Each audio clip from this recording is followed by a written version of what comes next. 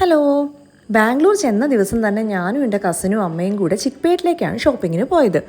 R നഗറിൽ നിന്നും ഒരു ഓട്ടോ പിടിച്ച് ചിക്പേട്ടിലേക്ക് പോയി. ലോങ് ഡിസ്റ്റൻസ് ഡ്രൈവ് ചെയ്തതുകൊണ്ട് അന്ന് കൂടെ വരില്ല എന്ന് ശ്രീയേട്ട നേരത്തെ പറഞ്ഞിരുന്നു.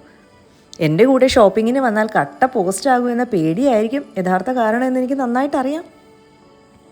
ചിക്പേട്ട് എന്ന് പറയുന്നത് സാധാരണക്കാരൻ്റെ ഷോപ്പിംഗ് സാമ്രാജ്യം തന്നെയാണ്.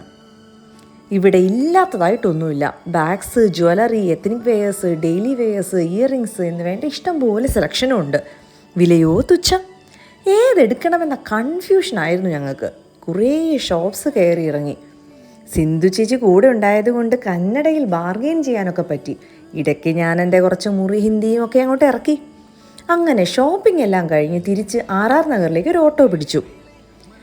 ആക്ച്വലി അന്ന് കന്നഡ സ്പെഷ്യൽ കരക ഫെസ്റ്റിവൽ ആയിരുന്നു. അതിൻ്റെ ഒരു ചെറിയ ബ്ലോക്ക് ഞങ്ങൾക്ക് കിട്ടി. അപ്പോൾ ഇത്രയൊക്കെയാണ് ചിക്പേട്ടിലെ ഞങ്ങളുടെ വിശേഷങ്ങൾ. ബാക്കി വിശേഷം പിന്നെ പറയാം. ബൈ.